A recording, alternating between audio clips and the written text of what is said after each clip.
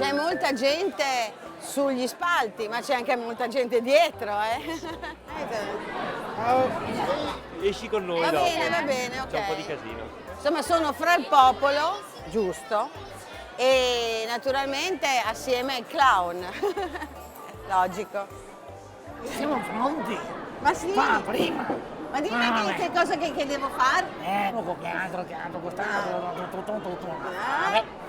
Dopo quando che io sono io che parlo, se tu ti siedi, perché mi Tutti in silenzio. Sì. Anche a me? Sì. Va bene. È bello. Dietro le quinte è più bello,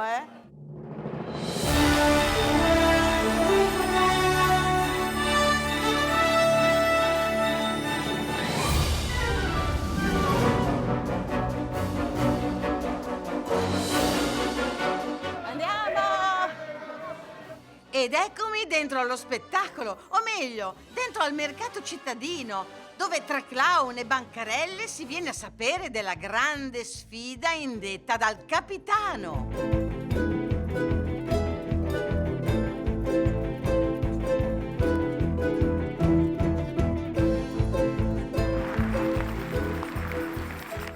Alla sfida a scacchi vengono invitati tutti i nobili dei paesi amici. La data del 1454 è anche una data storica importante. Corrisponde alla caduta dell'impero romano d'Oriente dopo la presa di Costantinopoli da parte dei turchi. È il culmine del Rinascimento italiano ed è l'inizio dell'era moderna che porterà alla scoperta dell'America. Questi nobili, duchi e principi vivono negli intrighi e nelle ricchezze commerciali di un momento fortunato per loro e si dilettano nell'antica e nobile arte degli scacchi. Ci sfilano davanti gli impiegati, gli artigiani, le signore, i signori, i bambini di Marostica, interpretando i loro nobili avi. Stanno arrivando le ambascerie. Sono venuti da tutta Italia, da Venezia, da Padova, da tutti i posti, da Ferrara. E sono tutti i nobili di quel periodo, 1454. Uno spettacolo unico che potrebbe far uscire di testa qualunque americano amante della storia. Arrivano gli sbandieratori fiorentini, gemellati con quelli di Marostica.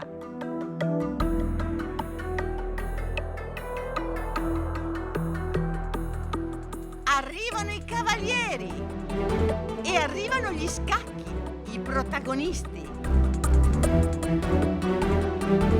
La regina bianca e quella nera, coi loro paggetti. Le torri, le pedine, i due re. I due nobili contendenti sono già in posizione per iniziare la sfida, che è un gioco, ma è anche molto serio. Le abili mosse degli scacchi vengono eseguite direttamente sulla scacchiera che è la piazza e il pubblico può ammirare l'abilità del gioco. E alla fine è il momento clou. Scacco! I neri! La regina nera ce l'ha fatta! Resta da capire se questo che ha vinto è il preferito della ragazza che doveva sposare. Spero di sì!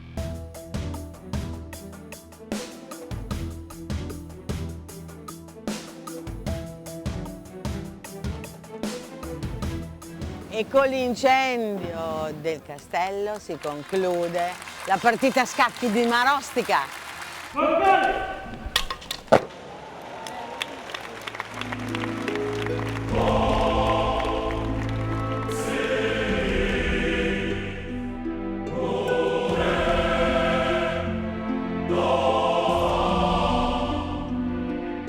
Anche quest'anno la partita a scacchi si è tenuta.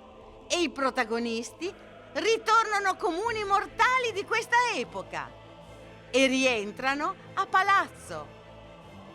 E come si sa, l'ultimo chiude la porta.